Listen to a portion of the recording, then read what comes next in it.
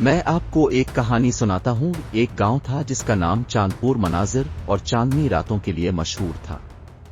لیکن گاؤں کے بزرگ ایک قدیم کہانی سناتے تھے کہ ہر 100 سال بعد چاندنی رات میں ایک خفیہ دروازہ کھلتا ہے جو ایک پراسرار دنیا کی طرف جاتا ہے۔ اس کہانی کو سن کر سب سے زیادہ تجسس ایک نوجوان لڑکی سارا میں تھا۔ سارا بہت دلیر اور جستجو کرنے والی تھی۔ ایک چاندنی رات جب پورا چاند آسمان پر چمک رہا تھا، سارا نے فیصلہ کیا کہ وہ اس راز کو جان کر رہے گی۔ سارا اپنے کمرے سے نکلی اور گاؤں کے کنارے پر واقع پرانے کھنڈرات کی طرف چل پڑی۔ کھنڈرات میں جاتے ہی اس نے دیکھا کہ ایک چمکتی ہوئی روشنی نمودار ہوئی اور ایک پرانا پتھر کا دروازہ کھل گیا۔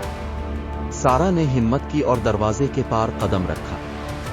دروازے کے دوسری طرف ایک حیرت انگیز دنیا تھی۔ ہر چیز چمک رہی تھی اور ہر طرف جادوئی مخلوقات نظر آ رہی تھی۔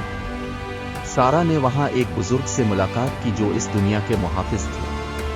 بزرگ نے سارا کو بتایا کہ یہ دنیا ایک قدیم خزانے کی حفاظت کرتی ہے جو صرف ایک دلیر اور نیک دل انسان ہی پا سکتا ہے۔ سارا نے اپنا سفر شروع کیا اور بہت سی مشکلات کا سامنا کیا۔ اس نے جادوئی جنگلوں، خطرناک دریاؤں اور پراسرار غاروں کو عبور کیا۔ ہر مشکل کے بعد سارا کی ہمت اور ذہانت میں اضافہ ہوتا گیا۔ آخرکار سارا ایک بڑے قلعے کے سامنے پہنچی جو خزانے کی حفاظت کر رہا تھا۔ قلعے کے دروازے پر ایک پہیلی لکھی ہوئی تھی۔ سارا نے اپنی عقل اور سمجھداری سے پہیلی کو حل کیا اور دروازہ کھل گیا۔ قلعے کے اندر ایک شاندار خزانہ تھا جو سونے، چاندی اور قیمتی جواہرات سے بھرا ہوا تھا۔ لیکن سارا کے دل میں لالچ نہیں تھا۔ اس نے صرف ایک جادوئی کتاب اٹھائی جس میں بے شمار علم اور حکمت کے راز تھے۔